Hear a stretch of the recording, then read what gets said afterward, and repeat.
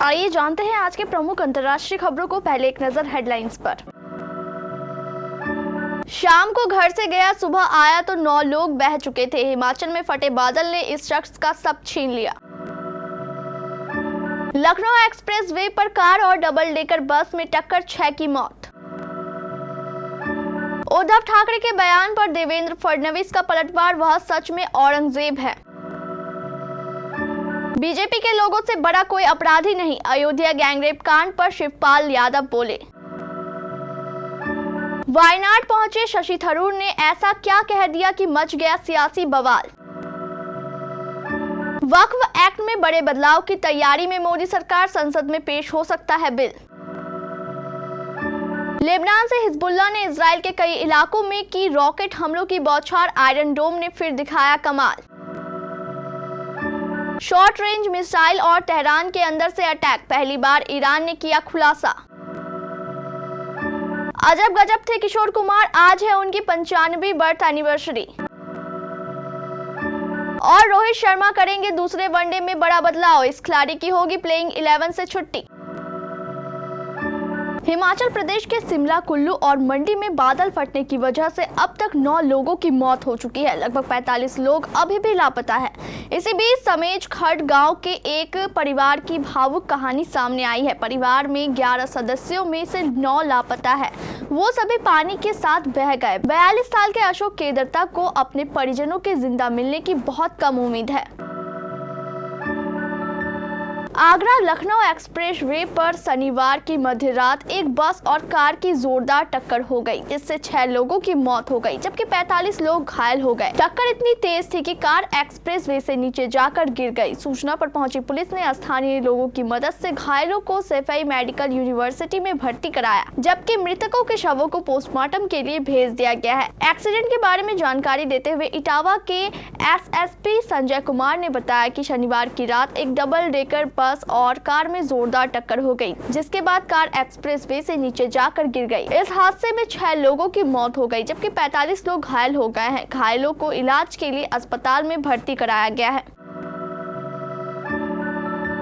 महाराष्ट्र में विधानसभा चुनाव से पहले नेताओं के बीच सियासी बयानबाजी तेज होती जा रही है। इसी बीच प्रदेश के डिप्टी सीएम देवेंद्र फडणवीस ने पुणे में उद्धव ठाकरे के भाषण पर पलटवार किया है।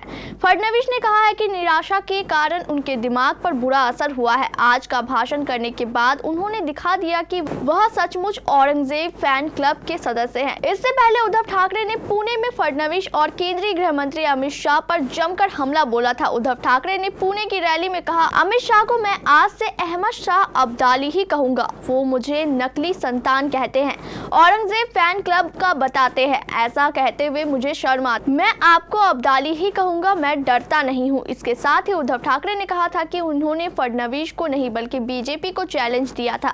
उद्धव ने कहा था कि फडणवीस की इतनी हैसियत नहीं है कि उन्हें चुनौती दी जाए। इसके अलावा उद्धव ने हिंदुत्व, राम मंदिर, संसद से पानी लीकेज के मुद्दे पर भी बीजेपी पर तीखा प्रहार किया था। इटावा में समाजवादी पार्टी के महासचिव शिवपाल सिंह यादव ने अयोध्या में हुए गैंगरेप कांड के बारे में बयान जारी किया है। अयोध्या कांड पर अपने बयान में शिवपाल सिंह यादव ने घटना के बाद बुलडोजर कार्रवाई पर सवाल उठाए और रेप की घटना की कड़े शब्दों में निंदा की। शिवपाल यादव ने कहा कि पीड़िता और आरोपी दोनों का नार्को टेस्ट कराया जाए। उन्होंने कहा कि भाजपा के उन नेताओं को भी नार्को टेस्ट कराया जाना चाहिए जो मामले को तूल दे रहे हैं। शिवपाल यादव ने यह भी कहा है कि अयोध्या में उपचुनाव होने वाला है, इसीलिए इस मामले को हवा दी जा रही है। भाजपा से जुड़े लोग इन घटनाओं को अंजाम दिला सकते हैं। अयोध्या गैंगरेप मामले में समाजवादी पार्टी के नेता शिवपाल यादव ने अपने बयान में कहा है कि सबसे पहले तो मैं इस घटना की निंदा करता हूं। हमारे समाजवादी पार्टी के प्रवक्ता पवन पांडे ने कहा है कि नार्को टेस्ट होना चाहिए। भारतीय जनता पार्टी के जितने भी लोग राजनीति कर रहे हैं उनका नार्को टेस्ट होना चाहिए। वे समाजवादी पार्टी को बदनाम करने के लिए ऐसा कर रहे हैं क्योंकि वे अयोध्या में हार गए। जहां जहां उपचुनाव हो रहे हैं, मैं उनके समाजवादी पार्टी के लोगों से कहना चाहता हूं कि वो सतर्क रहे। भाजपा ऐसी और घटनाएं करवा सकती है। भारतीय जनता पार्टी के लोगों से बड़ा कोई अपराधी नहीं है। कांग्रेस नेता शशि थरूर भूस्खलन प्रभावित वायनाड में राहत कार्य का एक वीडियो शेयर करने के बाद इंटरनेट पर कई लोगों के निशाने पर आ गए हैं। दरअसल इस वीडियो को शेयर करते हुए तिरुवनंतपुरम के सांसद थरूर ने लिखा, वायनाड में एक यादगार दिन की कुछ यादें। इसके बाद सोशल मीडिया पर लोग उनकी आलोचना करने लगे। लोगों की आपत्ति यादगार शब्द थी। हालांकि लगातार होते आलोचनाओं को देखते हुए बाद में थरूर ने यादगार शब्द के अपने इस्तेमाल का बचाव करते हुए इसका अर्थ भी समझाया। शेयर किए गए वीडियो में थरूर को ट्रक से राहत सामग्री उतारते हुए दिखाया गया है। इसके बाद राहत शिविरों और भूस्खलन प्रभावित स्थानों पर उनके दौरे के दृश्य दिखाए गए हैं। मोदी सरकार वक्फ अधिनियम में बड़े संशोधन करने जा रही है। सूत्रों के मुताबिक कैबिनेट ने वक्फ अधिनियम में करीब 40 संशोधनों को मंजूरी दे दी है। जानकारी के मुताबिक केंद्र सरकार वक्फ बोर्ड की किसी भी संपत्ति को वक्फ संपत्ति बनाने की शक्तियों पर अंकुश लगाना चाहती है। 40 प्रस्तावित संशोधनों के अनुसार वक्फ बोर्डों द्वारा संपत्तियों पर किए गए दावों का अनिवार्य रूप से सत्यापन किया जाएगा। वक्फ बोर्ड की विवादित संपत्तियों के लिए भी अनिवार्य सत्यापन का प्रस्ताव दिया गया है। सूत्रों ने बताया कि वक्फ अधिनियम में संशोधन के लिए एक बिल अगले सप्ताह संसद में पेश किया जा सकता है। इजराइल एक साथ कई मोर्चों पर संघर्ष का सामना कर रहा है। एक और गाजा और रफा में हमास के खिलाफ उनकी सैन्य कार्रवाई चल रही है। वहीं दूसरी ओर उसे अब लेबनान सीमा पर हिजबुल्लाह से भी दो हाथ करना पड़ रहा है। हिजबुल्लाह ने शनिवार शाम को दक्षिणी लेबनान से इजराइल के उत्तरी क्षेत्र में रॉकेट हमलों की बौछार की। हालांकि इजराइल के एयर डिफेंस सिस्टम आयरन डोम ने गैलनी पैनहैंडल के ऊपर इसमें से ज्यादातर रॉकेट्स को हवा में ही इंटरसेप्ट करके खत्म कर दिया।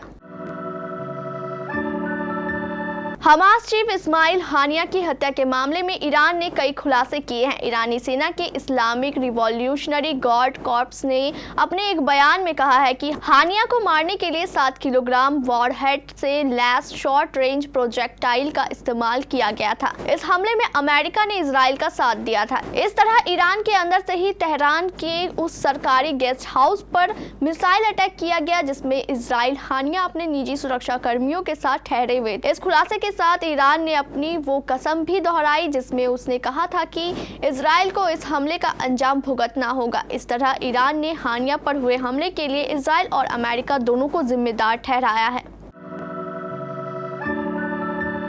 भारतीय सिनेमा में दिग्गज गायक हुए जिनके गाने का अंदाज अलग हुआ करता था। उसमें से एक किशोर कुमार भी थे जो मस्ती मजाक में ऐसे जबरदस्त गाने गा जाते थे जो अक्सर लोगों के लिए मुश्किल होते हैं। किशोर कुमार ना सिर्फ कमाल के गायक थे बल्कि उनका अभिनय भी पसंद किया गया और वो अपने ज्यादातर गानों में खुद ही म्यूजिक दिया करते थे। 4 अगस्त यानी आज किशोर कुमार की 95वीं बर्थ एनिवर्सरी है। किशोर कुमार एक जिंदा दिल इंसान थे और ऐसा उनके गानों में भी दिखाई देता है। 4 अगस्त 1929 को मध्य प्रदेश के खंडवा में जन्मे किशोर कुमार का असली नाम आभास गांगुली था। वे एक बंगाली परिवार को बिलोंग करते थे और उनके 2 भाई एक बहन थी। अशोक कुमार फिल्म इंडस्ट्री के पहले स्टार और अशोक कुमार के मुंबई आने के कई साल बाद किशोर कुमार मुंबई आए। वे हिंदी सिनेमा के दिग्गज सिंगर थे जिन्होंने दूसरी भाषाओं में भी गाने गाए। उन्होंने फिल्मी गानों के अलावा ढेरों भजन कव्वाली भी गाए थे।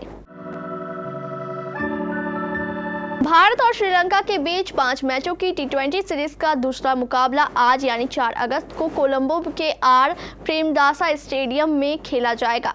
दोनों देशों के बीच वनडे सीरीज का पहला मुकाबला टाई पर छूटा था। ऐसे में टीम इंडिया का लक्ष्य इस मुकाबले को जीतकर 1-0 की बढ़त बनाने पर है। भारतीय समय अनुसार यह मैच दोपहर 2:30 पर खेला जाएगा। मुकाबले में रोहित शर्मा भारतीय टीम की कप्तानी करेंगे। वहीं चरित असलंका के कंधों पर श्रीलंकाई टीम की बागडोर होगी।